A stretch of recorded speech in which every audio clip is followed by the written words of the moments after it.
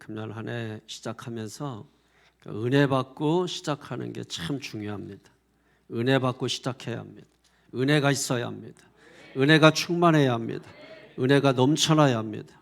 은혜가 있는 사람이 되어야 합니다. 은혜가 있어야 돼, 사람이. 그래, 매력이 있다. 은혜가 있어야 이렇게 매력이 있어요. 매력 있는 사람이 있어야 돼. 다시 마스크 착용하는 사람들이 막 늘어나네. 겁나 죽겠어 아주. 은혜가 있어야 돼. 마스크 착용한 사람들에게도 은혜가 넘치기를 축원합니다. 하여튼 어떤 상황에서도 믿음 잃지 않는 거 중요합니다. 마스크 착용하고 있어도 믿음 잃지 않는 거 중요합니다. 오늘 백부장 고난료 그 사도행전 10장입니다. 전체 내용인데, 그럼 사도행전 1장 8절의 내용을 한번 떠올려 보십시오. 사도행전 1장 8절에 보게 되면 우리가 지역 이름이 나오죠. 예루살렘과 유대와 또 사마리아와 그리고 땅끝. 이게 이제 의미하는 바가 있어요. 유대의 수도는 예루살렘이죠. 그러니까 이거는 남쪽 유다를 말하는 것입니다. 그죠? 사마리아는 북쪽 이스라엘의 수도죠. 그러니까 북쪽 이스라엘을 의미하는 것입니다. 그러면은 이게 무슨 뜻이에요? 예루살렘과 유대와 사마리아와 이렇게 이야기하는 거는 이스라엘 전체를 의미하는 거죠. 이스라엘 전체를 의미하는 것이고, 땅끝이라고 하는 것은 뭐예요? 땅끝이라고 하는 것은 이방인을 의미하는 것이, 이방인들을 의미하는 것입니다. 그러니까 이 말씀 속에 사도행전 1장 8절 말씀 속에 감춰진 것이 뭐냐면, 유대인들뿐만 아니라 이방인들에게도, 믿습니까? 그러니까 유대인들뿐만 아니라 이방인들에게도 하나님의 복음이 전하여져야 한다는 깊은 뜻을 가지고 있는 것이죠. 유대인들만의 복음이 아니라는 거예요. 이방인들에게도 하나님의 복음이 전해져야 된다 하는 뜻을 담고 있는 그런 말씀이라는 것입니다. 우리가 잘 아는 것처럼 남쪽 유다와 북쪽 그 이스라엘은 우리나라 남과 북처럼 항상 긴장 관계, 이 전쟁 관계, 이게 계속해서 오랫동안 이렇게 이어왔단 말이에요. 근데 이제 북쪽 이스라엘이 몇 년에? 722년에 어디에 의해서? 아수르에 의해서 멸망을 당하죠. 그죠? 그래서 이때 북이스라엘은 완전히 없어져요. 완전히 없어집니다. 그리고 남유다는 또 얼마 후에, 한 500년, 200년 정도 후에 586년에 누굽니까? 바벨론에 의해서 또 멸망을 당합니다. 그런데 남유다는 바벨론에 의해서 멸망을 당하고 끝나는 게 아니라 포로로 끌려가요. 포로. 어디로? 바벨론으로 포로로 끌려가는 거예요. 바벨론에 포로 몇 년 동안? 70년 동안 포로로 끌려가는 거예요. 그리고 나서 다시 돌아옵니다. 다시 돌아와요. 본국으로 다시 돌아옵니다. 다 돌아온 건 아니에요. 그러니까 이미 바벨론에서 자리 잡고 사는 사람들도 있는 것이고, 그래서 돌아오지 않은 사람들도 있고, 돌아온 사람들도 있는 거죠. 많이 이제 대부분 돌아오게 되는 것이죠. 그런데 돌아왔더니 이 사람들이 본 게 뭐냐면 사마리아를 보게 된 것입니다. 사마리아.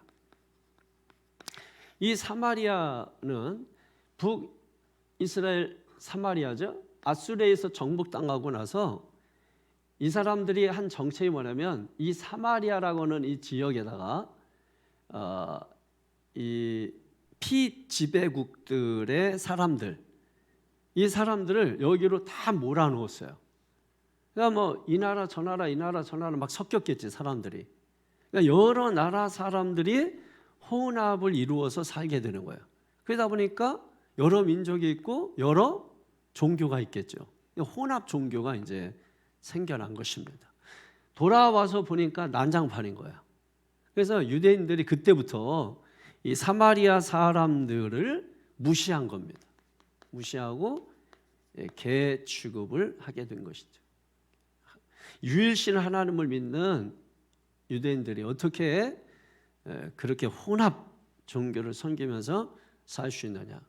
그래서 예를 들면은 이 북쪽 갈릴리 지역에서 남쪽 예루살렘으로 가게 될 때 중간에 사마리아라고 하는 곳을 정통해서 갈 수 있는데 이 사람들은 뭐예요? 이 사마리아 땅은 부정한 땅이라, 더러운 땅이란 말이에요. 그래서 몇 날 며칠이 걸리더라도 뭐야? 이렇게 돌아서 가는 것입니다.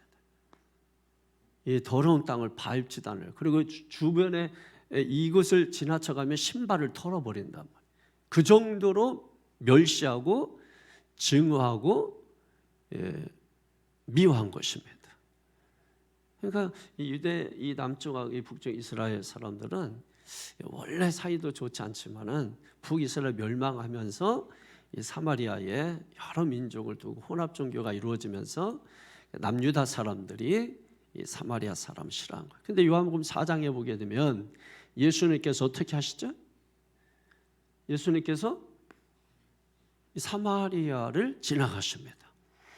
그래서 이제 그 여성이 어찌 당신은 유대인이면서 사마리아 사람인 나에게 물을 달라 하나이까? 이렇게 말을 하잖아요. 예수님께서 이 사마리아 지역을 통과한 것은 의도적인 것이 있는 것이죠. 왜 예수님이 이 지역을 통과하셨을까요? 예수님이 지역을 통과한 것은 다른 게 아니죠. 남과 북을 뭐예요? 화목하게 하려고. 화목하게 하려고. 평화를 이루게 하려고. 남과 북이 서로 하나가 되게 하려고 예수님께서 이 사마리아 지역을 거쳐간 것입니다. 그래서 예수님을 우리가 따라합니다. 화목의 예수님. 화목의 예수님. 예, 화목의 예수님이신 것이죠. 예수님은 이 둘 사이를 화목하게 하려고, 또 유대인과 이방인을 사이를 화목하게 하시려고. 그래서 이쪽에다가 복음을 전했다가 또 이쪽에 복음이 채워지면 다시 이쪽으로 왔다가 이쪽에 복음이 채워지면 저쪽으로 왔다가 유대인과 이방인 사이를 왔다 갔다 하시면서 하나님의 복음을 전한 거예요. 그래서 로마서 1장 16절에 보게 되면 첫째는 유대인에게요, 둘째는 헬라인에게로다. 그래서 복음의 순서를 그래도 유대인이 먼저고 그 다음에 이방인들에게, 그리고 이방인에게 또 복음이 차면 다시 유대인에게 복음을 전하게 된 것입니다. 그러니까 하나님은 유대인의 하나님뿐만 아니라 이방인의 하나님도 되신다 하는 것을 보여준 것이죠. 사도행전 1장 8절 다시 보면 오직 성령이 너희에게 임하시면 너희가 권능을 받고 예루살렘과 온 유대와 사마리아와 땅끝까지 이르러 내 복음의 증인이 되리라 하시니라. 믿습니까? 예, 이 말씀을 근거해서 2장에 예루살렘과 유대에 성령이 임하게 되죠. 그리고 8장으로 가게 되면은 사마리아에, 그죠? 예루살렘에 오순절 마가 다락방에 성령 임하고 8장에 가게 되면 사마리아에 성령이 임하게 되는 것입니다. 그래서 유대와 사마리아가 하나가 되게 하는 그런 역사가 일어나게 되는 것이. 그리고 이제 오늘 본문 10장에 보게 되면 누가 나옵니까? 가이사라에 살던 이 고넬료가 나오는 것입니다. 어디죠? 가이사라.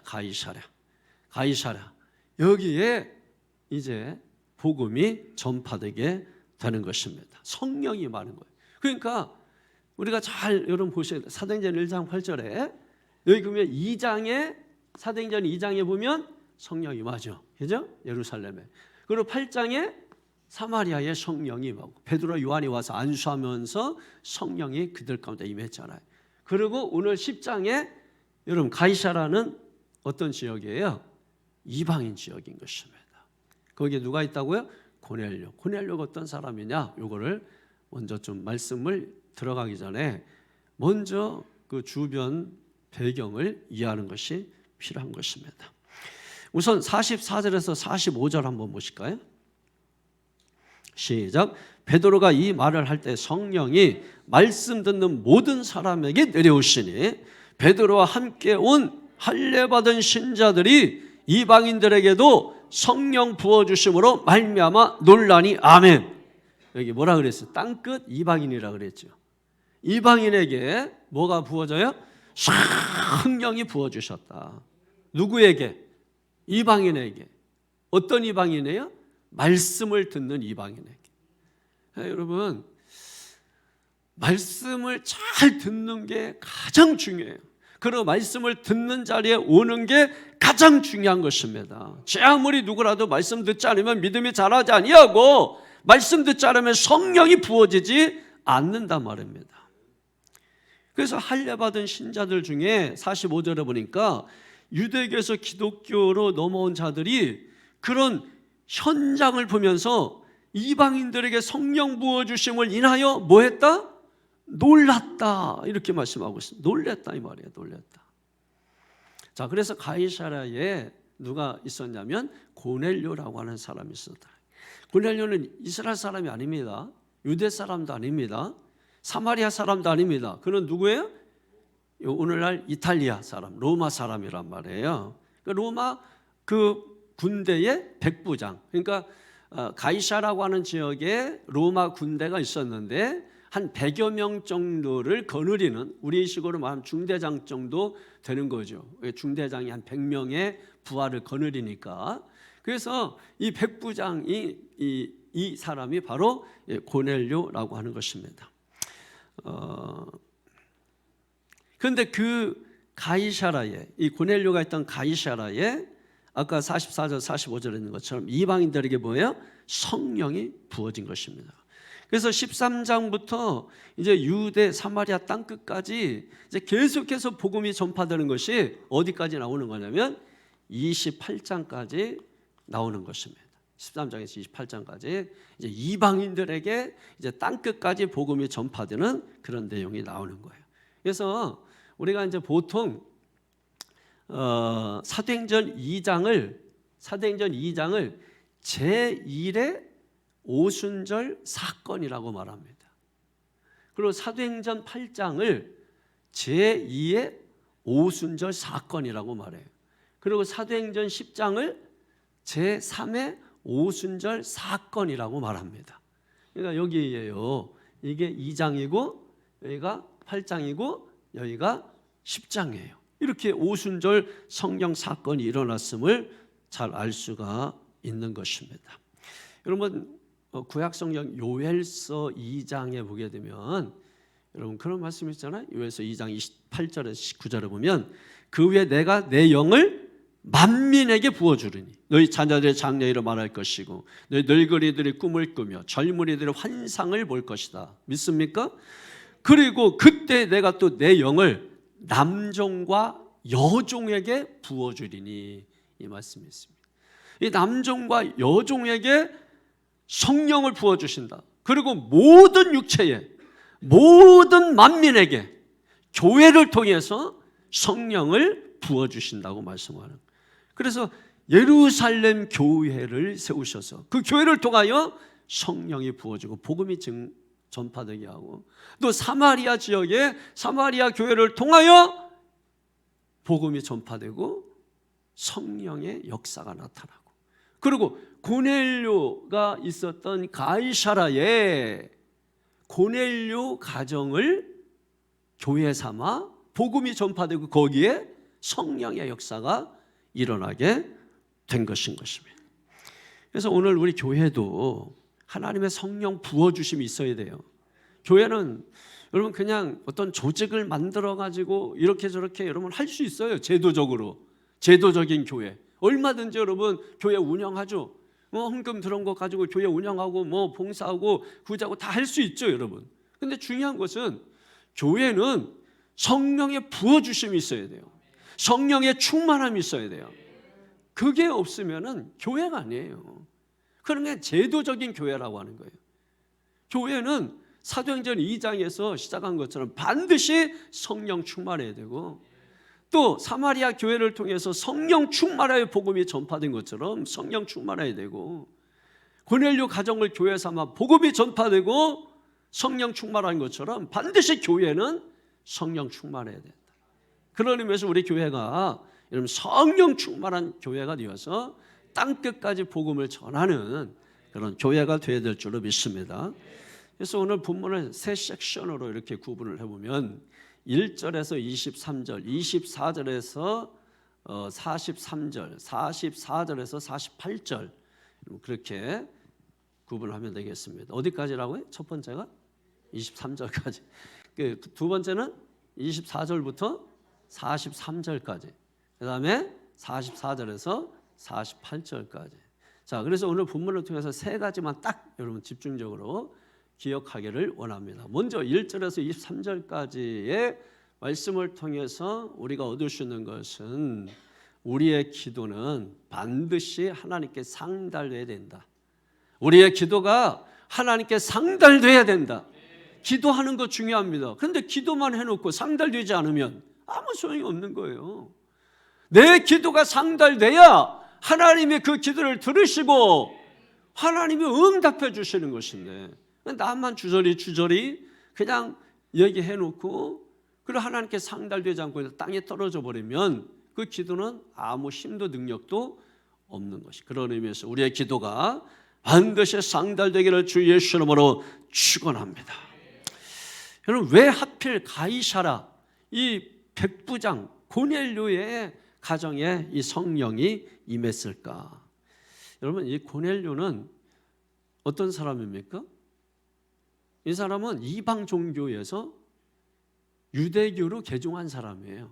유대교로. 기독교로 개종한 게 아니라 아직은 뭐예요? 이 사람이 유대교네. 유대교. 그러니까 유대교를 섬기는 사람이니까 이 사람이 성령 받기 전에는 아직까지 이 사람은 구약의 사람이야. 구약의 사람. 이런 관점에서 이 이방인에게 복음이 전파됨으로 다시 유대교에서 기독교로 바뀌는 그걸 고넬료를 통해서 우리에게 사도행전에서 보여주고 있는 것입니다. 2절 3절 한번 볼까요? 어떻게 해서 이렇게 되는가? 시작. 그가 경건하여 온 집안과 더불어 하나님을 경외하며 백성을 많이 구제하고 하나님께 항상 기도하더니 하루는 제9시쯤 되어 환상 중에 밝히 보매 하나님의 사자가 들어와 이르되 고넬료야 하니 아멘. 경건이 뭐냐? 경건은 하나님을 경외하고 백성을 많이 구제하고 하나님께 기도하는 겁니다. 항상 기도하는 거예요. 그러니까 세 단어로 얘기하면 첫 번째는 뭐예요? 경외하는 것이다. 두 번째는 구제하는 것이다. 세 번째는 기도하는 것이다. 이게 경건이란 말이에요. 경건. 그러니까 삶이 기도가 되고 기도가 삶이 되는 거예요. 그래서 구제하고 기도하고 구제하는 거예요. 이게 성도의 삶이에요, 여러분. 이런 삶을 하나님이 지켜주시는 것입니다. 몇 시에 기도했어요? 제9시쯤. 그러니까 유대인의 시간에 6을 더하면 우리 시간이 되는 거예요. 그러니까 9시니까 9에다가 6을 더하니까 몇 시예요? 오후 3시가 되겠죠. 그러니까 우리 시간으로는 오후 3시를 말하는 것입니다. 그러니까 지금 고넬료가 보십시오. 고넬료가 원래 이방 종교였는데 유대교로 개종했잖아요. 그러니까 이방 종교인이면서 유대교로 개종했기 때문이기도 합니다만은 유대교식으로 지금 기도하고 있는 거죠.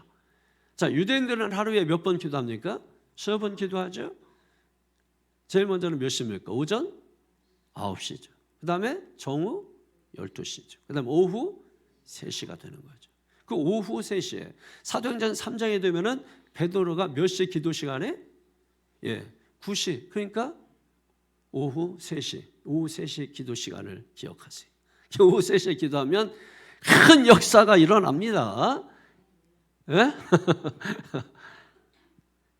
그러니까 뭐 하여튼 성경 보다가 나는 거기에 은혜 받아서 3시에 기도하면 그 사람한테는 기적이 일어나요. 이거를 뭐 보편화시킬 필요는 없는 거지만은, 그럼 만약에 자기가 성경 읽다가 그래 오후 3시에 기도해야 되겠다. 그럼 기적이 일어난다. 이 믿음이 왔다면 그 사람은 하나님이 감동을 주신 거예요. 감동이 왔다면 반드시 여러분 기도하시면 역사가 일어날 것입니다.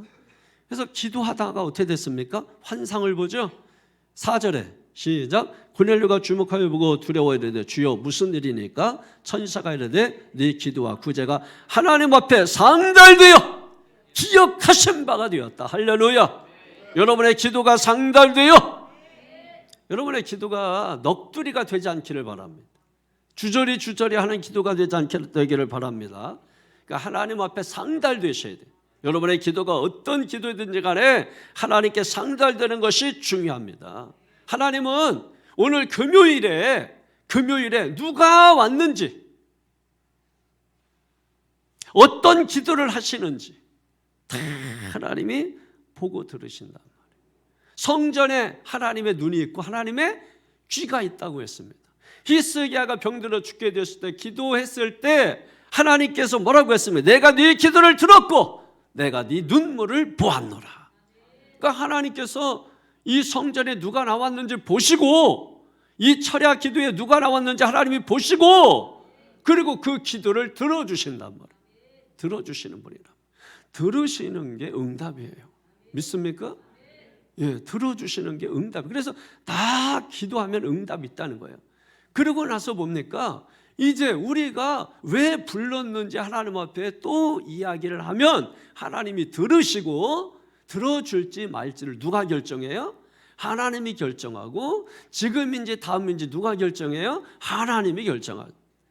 그럼 우리가 기도하면 씨를 뿌리면 따라합니다. 반드시 열매를 거두는 것입니다. 그러니까 중요한 것은 우리가 씨를 뿌렸다면, 기도의 씨앗을 뿌렸다면 낙심할지 말지니 때가 이르면 거두리라. 반드시 때가 이르면 거두는 것입니다. 그러니까 중요한 것은 낙심하지 말고 씨를 뿌리는 거예요. 낙심하지 말고 기도하는 것입니다. 그걸 반드시 하나님이 역사해 주시는 것이에요. 지금도 주님이 보고 듣고 계시다. 그래서 우리가 기도하면서 담대함이 있는 겁니다. 그리고 환상 중에 하나님의 사자가 고넬료에게 베드로를 청하라고 말합니다. 그래서 베드로가 머물고 있던 이 가이사라고 요빠하고는 그렇게 먼 거리가 아니에요. 그래서 지금 베드로가 지금 요빠라고 하는 곳에 있는데 그곳에 사람을 보내서 베드로를 초청하라. 이렇게 천사가 고넬료에게 말을 한 것이죠. 그래서 이제 그 명령에 순종해서 사람들을 베드로에게 보냈습니다. 그때 베드로가 뭐하고 있었느냐? 9절에 보세요. 시작. 이튿날 그들이 길을 가다가 그 성에 가까이 갔을 그때에 베드로가 기도하려고 지붕에 올라가니 그 시각은 몇 시예요? 제6시더라. 제6시는 또 몇 시입니까? 네? 정오예요. 정오. 자, 근데 누군가 이렇게 성경 보다가 정오에 기도해. 그러면 기적이 일어난다. 그 믿음이 오면은 정오에 기도하시면 되는 거예요. 아셨죠? 근데 나는 막 정오도 감동이 오고 3시도 감동이 온다. 그럼 그때 하시면 되는 거예요. 그러니까 하루 종일 감동 온다. 하루 종일 기도하시면 되는 것입니다. 씨를 많이 뿌릴수록 많이 거두는 거예요. 그러니까 기도를 많이 한다고 손해보는 게 아니고 주님을 위해서 헌신하고 눈물 흘리고 더 많이 봉사하는 거는 여러분 절대로 손해보는 게 아닌데 성도들이 안타까운 게 믿음 떨어지고 은혜 떨어지면 계산을 하기 시작해. 나는 이만큼 하는데 너는 저만큼 하고 나는 이거 했는데 너는 저만큼밖에 못하고. 여러분 그게 다 믿음 떨어졌기 때문에 은혜 떨어졌기 때문에 그런 것이. 다시 회복하시기를 주의 이름으로 축원합니다. 그래야 복이 들어와요. 복이 문 앞에서 들어갈까 말까 전부 복이 그렇게 하고 있는 이유는 내가 은혜 떨어져서 그런 거예요. 왜? 오늘 새벽에 말씀 은혜를 받아야 축복의 문이 열립니다. 은혜를 받아야 마음의 문이 열리고 은혜를 받아야 믿음의 문이 열리고 은혜를 받아야 감사의 문이 열리는 것입니다. 근데 은혜를 받지 못하면 문이 닫혀버린다. 네? 문이 닫혀버려요. 문이 닫혀버리면 어떻습니까? 답답한 거죠, 여러분. 답답하면 문을 열어야 된다. 어떻게 여느냐? 은혜 받아야 된다. 은혜 받기 위해서 뭘 했냐? 기도해야 된다는 거예요. 어떤 기도에 하나님께 상달되는 기도를 해야 된다라고 하는 것입니다. 누구도 기도하고 고넬료도 기도하고 또 누구도 기도하고 베드로도 기도하고 기도가 중요한 겁니다. 기도할 때 역사가 나타나는 겁니다. 기도하자 환상 중에 하늘문이 열리고 할렐루야 그릇이 내려오는 거야. 하늘문이 열려서 그릇이 내려오는 거야. 환상입니다. 이거는 하늘문이 확 열리대. 여러분 기도하다가 하늘문이 열리기를 바랍니다. 응답의 문이 열리고 축복의 문이 열리고 기적의 문이 열리고 마음문도 활짝 열리시고 그 그릇이 내려오는 거예요. 그 안에 각종 짐승이 있어요. 하늘에서 소리가 들립니다. 이것을 잡아먹어라. 근데 보니까는 부정한 짐승들이야. 부정해서 먹을 수가 없습니다. 잡아먹어라. 먹을 수가 없습니다. 이게 3번이나 반복됐던 거예요. 그래서 나중에는 주님이 화가 나신 거예요. 한두 번 얘기하면 알아먹어야지. 왜 내가 깨끗하다는 것을 네가 부정하다느냐? 화가 나가지고 세게 좀 말씀. 그때서야 베드로가 좀 움찔해가지고 알아먹은 거죠. 그래서 이게 무슨 뜻이지 하고 이제 꿈에서 깨가지고 이게 생각하고 있을 그때쯤에 밖에서 사람이 찾아왔습니다. 그때 성경에 이렇게 기록하는 거예요. 20절에 시작. 일어나 내려가 의심하지 말고 함께 가라. 내가 그들을 보내었느니라 하시니 아멘. 지금 어디에서? 가이사라에서 베드로가 있는 요바에 사람을 보내왔는데 딱 그때 기도가 끝나서 이게 무슨 뜻이지 하고 있을 그때에 딱 온 거예요. 그래서 2차 저차 딱 맞춰보니까 뭡니까? 이방인들에게 가서 복음을 전하라고 하는 것이군요. 왜? 아까 말씀드렸잖아요. 이방인들은 더럽고 이방인들은 무시하고 개취급하고 이들과는 상종할 수 없습니다. 내가 깨끗하다고 했는데 왜 너희가 더럽다고 하느냐? 함께 가라! 깨달은 거예요. 그래서 함께 간 것입니다. 그래서 가서 보니까는 고넬료가 어떻게 준비하고 있냐 보니까 30절에 보십시오. 은혜 받는 사람은 뭐가 달라도 다릅니다. 24절, 25절을 먼저 볼까요? 24절 시작. 이튿날 가이사랴에 들어가니 고넬료가 그의 친척과 가까운 친구들을 모아 기다리더니 아멘. 그래서 25절에 보니까는 베드로가 가니까는 그 앞에 납작 엎드려가지고 아이고 어서 오세요. 베드로가 또 나도 사람이라 일어나라 또 막 이러면서 또 얼마나 이게 은혜가 있어요, 여러분. 겨우 목사가 갔는데도 그냥 뭐예요? 왜 왔어요? 뭐 이게 얼마나 본때 없어요. 아이고 목사님 오셨어요. 어서 오세요. 아이고 일어나세요. 나도 사람입니다. 막 좀 이런 게 있어야 뭐 신앙 안에서 뭐 기적도 일어나고 하지. 이제 그거는 뭐 그냥 뭐 쳐다보듯이 그냥 그렇게 하면 기적이 일어나겠냐 이 말이에요. 이게 이런 말씀을 대하는 태도에서 기적이 나타나는 겁니다. 따라합니다. 인생은 태도에 달렸다. 그래서 제가 예배 태도, 믿음의 태도를 그렇게 강조하는 거예요, 여러분. 태도에 달렸다니 승패, 인생의 승패는 태도에 달려 있는 겁니다. 그 예배, 그래서 이번 주일날 그 예배에 목숨 걸고 예배 성공자가 되자. 여러분, 거기에 대해서 아주 자세하게 여러분의 말씀을 드릴 거예요. 친척과 가까운 친구들을 모아서 기다리고 있는 거예요. 올지도 안 올지도 모르는데 기다리고 있는 거예요. 기다리고. 근데 여러분 그 기다리는 게 얼마나 기다렸냐면 30절에 이렇게 말하는 거예요. 시작. 고넬료가 이르되 내가 나흘 전 이맘때까지 내 집에서 제 구식 기도를 하는데 갑자기 한 사람이 빛난 옷을 입고 내 앞에 서서, 그러니까 지금 뭡니까? 나흘째 지금 기다리고 있는 거야. 어떻게 하고? 사람들을 모으고. 이게 뭐예요? 말씀을 사모하는 거야. 이게 지금 말씀을 사모하는 거야. 사모하는 거야. 내 육신은 병들어도, 내 육신은 이런 문제 저런 문제 있어도 내 영혼은 복을 받아야 돼요. 내 영혼은 자유로워야 돼. 자식이 속색이고 사업이 문제가 생겨도 내 영혼은 자유로워야 돼. 내가 이런저런 일이 있어도 내 영혼은 자유로워서 하나님을 진정으로 예배할 수가 있어야 된다고요. 이런 사람은 때가 되면 반드시 하나님이 일으키십니다. 반드시 하나님이 세워주시는 것입니다. 베드로의 말을 들으려고 했겠어요? 베드로의 입을 통해서 주님이 하시는 말씀을 들으려고 하는 거죠.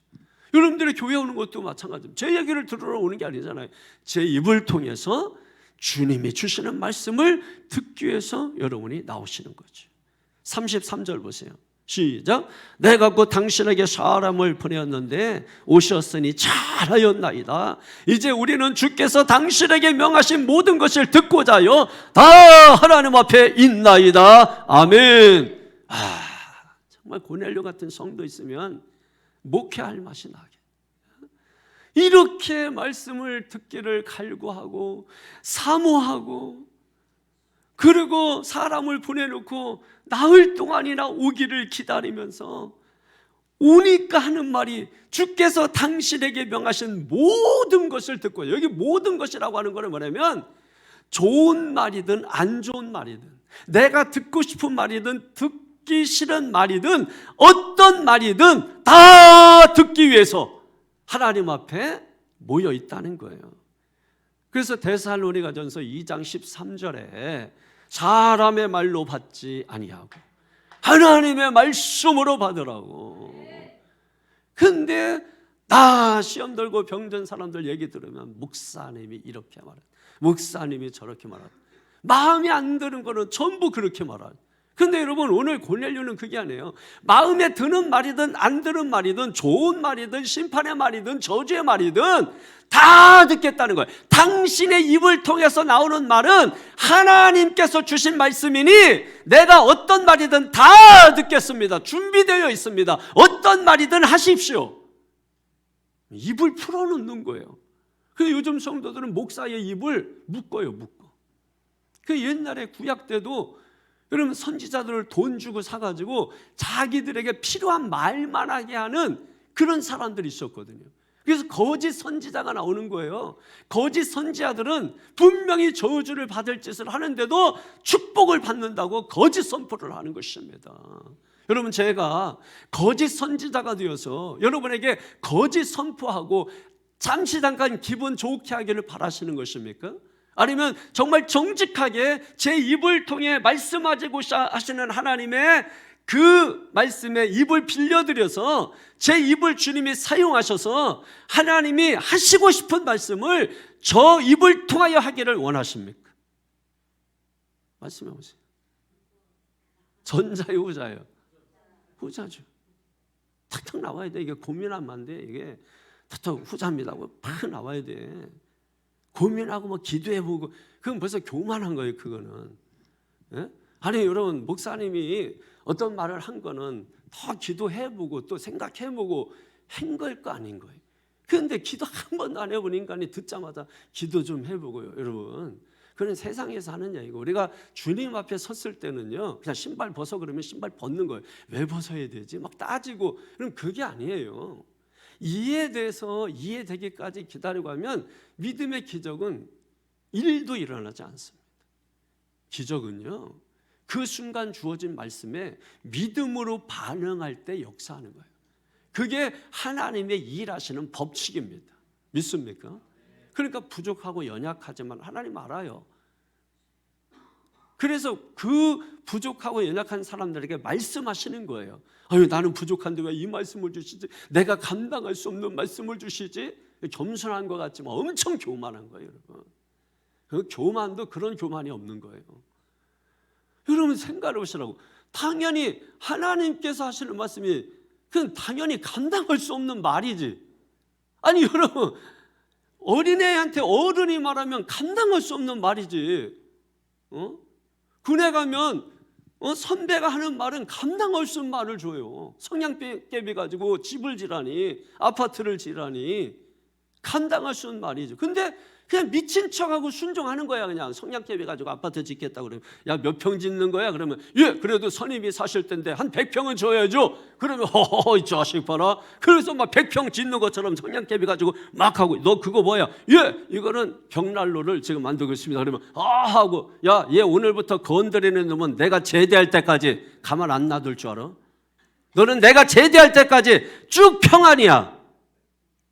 이러면 그래가지고요, 그 밥 먹으러 갈 때도 그렇고 항상 걔는 선배 뒤에 옷 잡고 다닙니다. 여기 잡아. 그래서 그 잡고서 쩔쩔쩔쩔 계속 따라다니고 밥 먹을 때도 맨 앞에 갑니다. 왜냐면 얘가 제일 고참 선배니까 이미 통과된 거야. 얘는 얘 하는 거 보면 벌써 통과된 거야. 그러니까 밥 먹을 때도 고참은 줄도 안 서거든요. 그냥 와가지고서 맨 앞에 가가지고 하면서 제일 고기 밑창에서 떠가지고 해가지고, 그리고 저부터 안 뜨고 추라이 돼 그래가지고 퍼가지고서 확 퍼주고, 그래가지고 얘는 그냥 밑 뒤에서 막 부러운 눈으로 막 보는 거야. 그리고 여기 붙어 다녀 있기 때문에 얘가 먼저 밥 먹고 고기 푼다고 해가지고 누구도 뭐라고 하는 사람이 없어요. 제대할 때까지는 그 선배가 제대할. 근데 걔 선배가 제대할 때까지는 얘도 계급이 올라가. 이래가지고 이제 그때쯤 되면 또 얘를 뭐라고 하는 사람이 없게 되는 거예요. 여러분 보십시오. 사람도 말도 되지 않는 말을 했는데 이거를 이성적으로 논리적으로 이해가 안 됩니다 뭐 이러면 너 인생에 내가 제대하는 날까지 넌 아주 고로울 줄 알아. 얘는 고로울 줄 알아. 너는 제대하는 그날까지 너는 편하게 잠을 잘 생각하자. 여러분 실제로 저 군대 생활할 때 그랬어요. 실제로 너는 내가 제대할 때까지 너는 고를 줄 알아. 그래가지고 진짜 24시간 괴롭힙니다. 24시간 계속 괴롭혀요. 그리고 가장 제일 무서운 게 바로 위에 선임이잖아. 바로 위에 선임. 걔한테 말을 해놓는 거예요. 그 걔한테 얘는 절대 편하게 해주지 마라. 그리고 얘가 잘못하면은 얘를 때리면 편하잖아. 얘를 안 때려요. 누구를 때리냐? 얘 선배부터 계속해서 자기 밑에까지 다 때리는 거야. 그럼 막 엄청 세게 때리는 거잖아. 그러면 얘는 막 죽을 맛이야. 막 견딜 수가 없어 하는 거예요. 그러면 나중에 이제 그 선배가 다 때리고 나서 나가잖아요. 그러면 또 그 다음 선배가 너 엎드려 이 새끼 해서 자기 밑에부터 밑에서 얘 전까지 때려. 그럼 얘가 또 나가잖아. 그럼 얘 또 다음 애가 또 때리고 있어 이렇게. 그럼 얘 마지막. 그러면 이제 마지막 바로 선배 걔 마지막 남잖아요.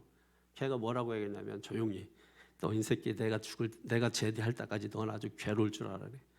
얘는 막 그때부터 막 지옥의 삶을 사는 거예요. 근데 이렇게 말하면 뭐 막 또 군대가 뭐 그런 것 같지만 그게 재밌어요. 그게 여러분 사람이 말해도 말도 되지 않는 말을 했는데 그걸 하는 척이라도 하니까 선배가 제대할 때까지 사실은 제가 그런 혜택을 받은 사람이거든요. 그래서 잃어먹지도 않아. 그 선배가 서산 사람이야. 또 해필 저희가 당진이고 거기가 서산이야. 이름이 가충순이야. 가충순. 제대할 때까지 항상 제가 이 뒤로 옷을 잡고 다녔거든. 누구든지 내가 제대할 때까지 얘를 건드리면 가만 안 놔둔다는데 얘가 연대 킹이야. 또 연대에서 이 기수가 제일 높아. 그러니까는 나는 맨날 얘 뒤만 요거 잡고 쫓아다녀. 야 어디 갔어 위해병? 그러면 예 여기 있습니다 해가지고 잡아. 그러면 여기 잡고. 그럼 뭐 전도사다가 왔지만은 절절절절 이렇게 쫓아다니는 거야. 절절절절 쫓아다니고 가는 데마저 쫓아다니는 거야.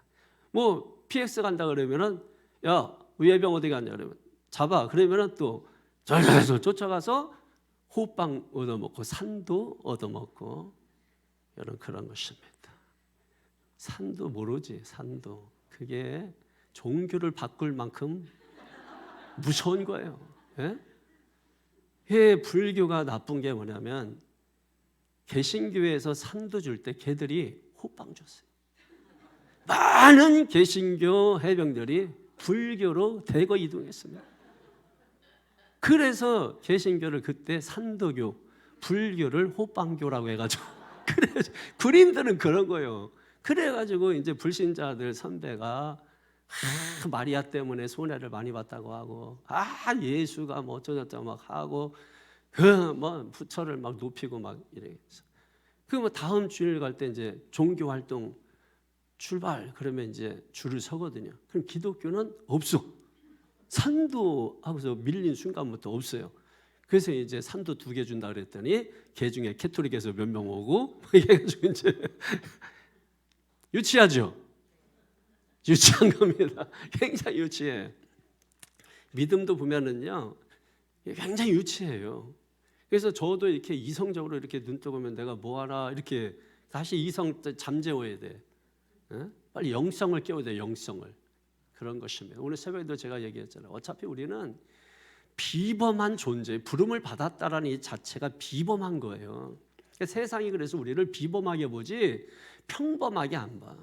자기들하고 다르다고 봐요. 일단은 여러분 그 사람들이 그렇게 정해버려요. 근데 우리가 비범하게 안 살고 평범하게 살려고 하니까 여러분 자꾸 부딪히는 거예요. 신앙이. 비범한 사람이 독수리처럼 살아야 되는데 참새처럼 살고, 그러니까 여러분 사자처럼 살아야 되는데 고양이처럼 살고 이러니까 뭐 하는 거냐고 이러는 것입니다. 뭐 하다가 여기까지 왔나? 어떤 말씀이든지 간에 다 아멘으로 받으시기를 축원합니다. 어떤 말씀이라도 다 중요한 거예요, 그게. 그리고 34절에서 43절까지는 그 내용이야. 베드로가 설교하는 거예요. 베드로가 설교. 베드로의 설교. 그죠? 베드로의 설교인데 그럼 설교 내용이 뭐냐? 딱 하나야. 예수. 그럼 어떤 예수냐? 36절에서 38절 보겠습니다. 시작. 만유의 주 되신 예수 그리스도로 말미암아 화평의 복음을 전하사. 아까 뭐라 그랬어요? 예수는 화평의 예수라고. 화평. 예수는 화평이시죠. 그래서 둘을 하나로 만드사. 할렐루야.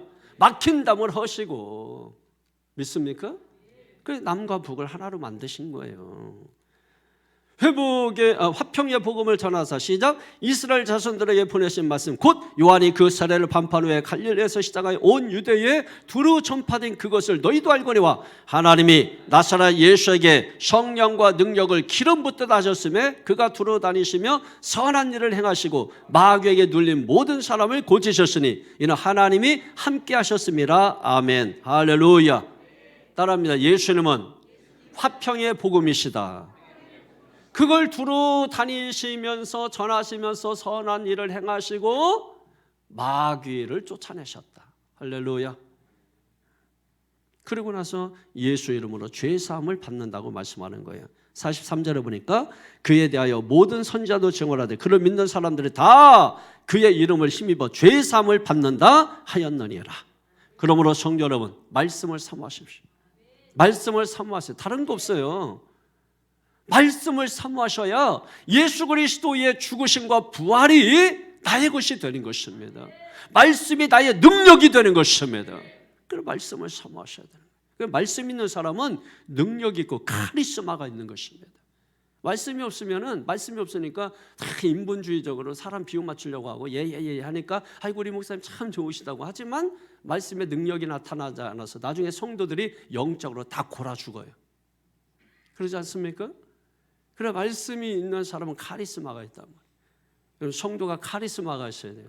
제가 말씀드렸죠. 사업하는 사람이 카리스마가 있어야 되고, 여러분 가정에서도 우리가 신앙생활하면서 카리스마가 있어야 되는 것입니다.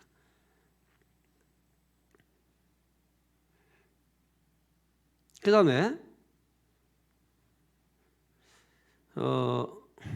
제가 처음에 뭐라 그랬죠? 뭘 삼아야 된다 그랬죠? 첫 번째가 뭐였어요? 우리의 기도가 하나님께 상달돼요. 두 번째는 말씀을 사모해야 된다. 세 번째가 이제 마지막으로 성령의 충만함을 받아야 합니다. 성령의 충만함을 받아야 된다. 따라합니다. 성령의 충만함을 받자. 44절에 베드로가 이 말을 할 때에 성령이 누구에게? 말씀 듣는 모든 사람에게 내려오시니. 믿습니까? 말씀 듣는 모든 사람에게 성령이 임했다. 45절에 베드로와 함께 온 할례 받은 신자들이 누구에게도 이방인들에게도 성령 부어주심으로 말미암아 놀라니. 이방인들도 성령을 부어주셨다. 46절에 시작. 이는 방언을 말하며 하나님 높임을 들음이로라. 아멘. 뭔 역사가 나타나요? 성령 받으니까 방언의 역사가 일어나. 방언의 역사가 일어난다. 그러고 나서 40절, 48절에 오면은 성령 받고 세례 받는 이와 같은 일들이 일어나게 돼. 그래서 이제 본격적으로 뭡니까? 이방인들에게도 하나님의 복음이 전파되기 시작했다라고 하는 것을 지금 말씀하고 있는 거예요. 그걸 누구를 기점으로 해서 지금 구약에서 신약으로 바뀌고 있다라고 하는 걸 보여주냐면 가이사라에 있었던 고넬료를 통하여 그걸 보여주고 있는 것입니다. 그러니까 성경의 사도행전에서 2장, 8장, 10장은 굉장히 중요해요. 제1의 오순절, 제2의 오순절, 제3의 오순절. 그리고 사도행전 1장 8절에 있는 것처럼 예루살렘과 온 유대와 그리고 8장의 사마리아와 그리고 10장의 땅끝까지. 그것이 13장부터 28장까지 계속해서 땅끝까지 복음이 전파되는 내용이. 그래서 13장부터는 뭐가 시작되는 거예요? 사도 바울의 1차 전도 여행, 2차, 3차 그리고 마지막 로마 여행까지. 그 내용이 그 땅끝이죠. 그죠? 그래서 그때 당시에는 이 스페인이 서바나라고 나오죠. 그쪽이 땅끝이라고 생각을 한 것입니다. 그래서 가장 먼 곳 로마에 가기를 그렇게 원했던 것이고 결국은 뭐예요? 소원하니까 죄수의 몸으로 가서 여러분 복음을 전하지 않습니까? 그 내용이 이제 사도행전에 계속해서 기록되고 있는 것입니다. 자, 오늘 정리하면은 오늘 첫 번째로 뭡니까? 우리의 기도가 하나님께 상달돼야 된다. 믿습니까? 기도가 상달돼야 된다. 그러니까 여러분이 기도를 사모하면서 간절한 마음으로 애절하게 우리가 기도를 하셔야 돼. 이거 여러분 하셔야 돼. 그냥 기도할 때 그냥 하나님 아버지, 하나님 아버지, 제 하나님 아버지 이렇게 왜 그렇게 할까? 이왕이 하는 거 하나님 아버지 믿습니다. 하나님 도와주세요. 아니, 내가 정말 뭔가 소원이 있고 내가 뭔가 기대하는 게 있으면 그렇게 할 수 있는 건데 왜 이거를 그렇게 안 하고 왜 이렇게 하고 있냐고. 그러고 왜 그거를 가만히 있냐는 거야. 소원이 없으면 모를까 내가 뭔가 소원이 있고 내가 사업적으로든 가정적으로든 자녀적으로든 뭔가 기대하고 바라는 것이 있으면 기대하고 바라는 만큼 뭔가 내가 해야 되지 않겠습니까? 그러잖아요. 그래야 하나님이 일하신다니까. 그래야 하나님이 하실 수 있다니까. 그게 하나님의 법칙이라니까요. 그러니까 우리가 기도하는 것도 중요하지만은 어떤 기도가 상달되겠나? 어? 아까 얘기했잖아요. 너 성냥개비 하나 주고서 이거 가지고 집 져라. 감동을 시키는 거야. 사람의 마음도 감동받으니까 제대할 때까지 너는 지금부터 평안할지어다. 응? 지금 해방자 예수가 돼서 자기가 제대할 때까지 너는 평안할지어다. 사람도 여러분 그렇게 한다는 거예요. 근데 우리가 하나님께 대한 믿음이 자꾸 이게 떨어지니까, 은혜가 떨어지니까, 믿음 떨어지고 은혜 떨어지니까 하늘문이 닫혀서 하늘에서는 나올 게 없으니까 맨날 땅만 보고 사람 의지하고 사는 것입니다. 누가 나를 도와줄까 해가지고 자꾸 사람만 기대고 사는. 여러분 그것도 여러분 하나님이 문을 열어주셔야 사람을 딱 붙게 만들어주는 거예요. 사람을 붙여줘도 같은 극이면 서로 밀어내는 겁니다. 그래서 오다가도 나가는 거야. 이사야서에 있는 말씀처럼 동서남북에서 물질이 몰려오게 하려면 은혜 받아야 하는 것입니다. 은혜 받기 위해서는 우리가 하나님 앞에 간절하게 애절하게 기도해야 돼요. 두 번째는 뭡니까? 하나님의 말씀 어떻게 해요? 누구처럼?